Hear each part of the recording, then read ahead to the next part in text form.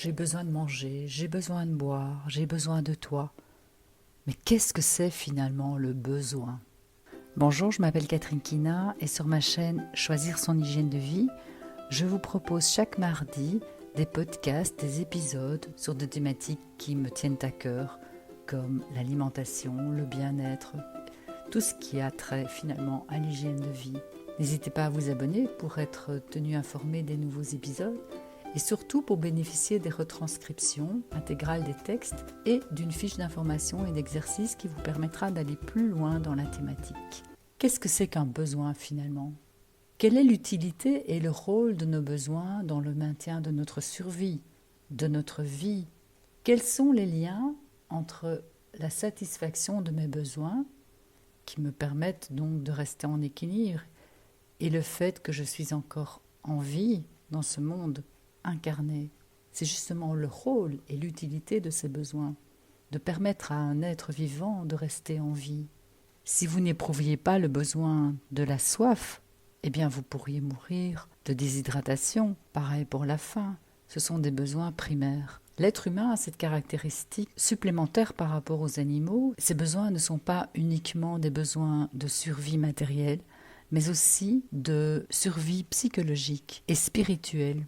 Nous avons tous des besoins, et des besoins qui sont vraiment matériels, parce qu'ils nous permettent de rester en vie.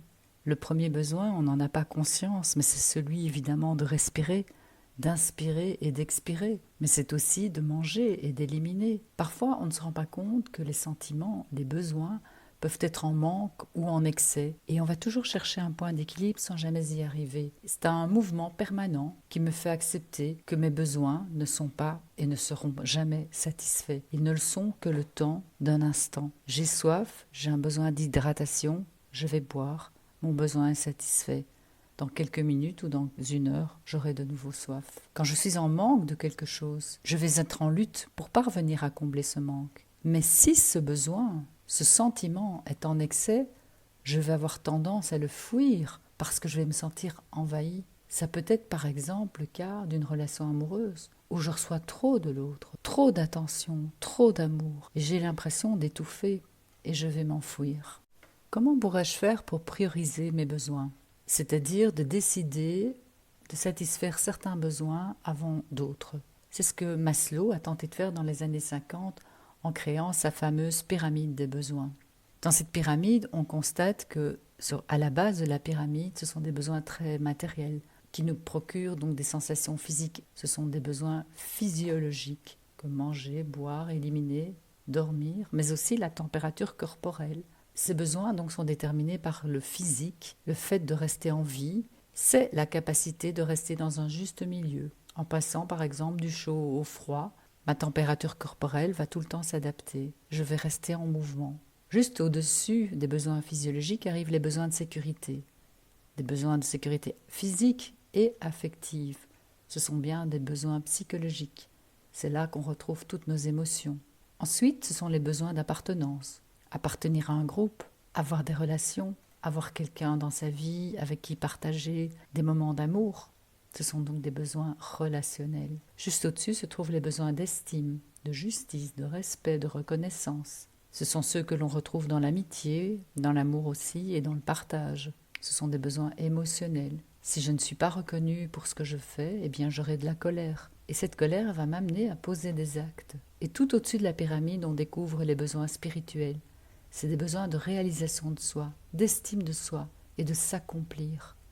C'est la beauté, la bonté, l'harmonie, grandir en conscience et en amour, créer et contribuer à des projets qui me dépassent. Et dès lors, tant que mon besoin n'est pas satisfait, la sensation désagréable va rester. Ce sont des sensations qui peuvent être fugaces. Je vais apprendre à être capable d'écouter mes besoins et de déployer une souplesse d'adaptation pour trouver la solution qui va me satisfaire le plus à ce moment-là et qui va me ramener dans l'équilibre. Et souvent, pour ça, on va envisager deux solutions et on va se focaliser sur la solution. J'ai soif, je pourrais boire un verre d'eau, de l'eau plate, de l'eau gazeuse, mais je pourrais aussi, par exemple, manger une pomme qui va me désaltérer ou une orange. Et donc, en se restreignant à une ou deux solutions, on prend les solutions qu'on a l'habitude de déployer. pour satisfaire ce besoin. Alors que l'être humain est très créatif et pourrait justement inventer d'autres façons de faire, d'autres façons de répondre à ce besoin, bien souvent, donc il va se cantonner à une ou deux réponses pour satisfaire son besoin.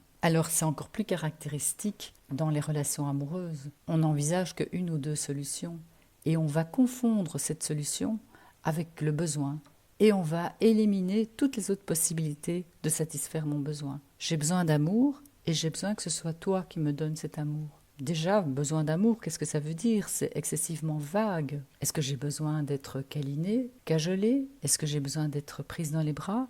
Est-ce que j'ai besoin d'être touchée? Est-ce que j'ai besoin d'être massée? Est-ce que j'ai besoin d'être écoutée? Est-ce que j'ai besoin de dire ce que je ressens? Tout ça, ce sont des besoins qui font partie des besoins d'amour. Et donc, si par exemple mon besoin d'être touché n'est pas satisfait par mon partenaire, je pourrais très bien envisager une autre solution qui serait d'aller me faire un massage.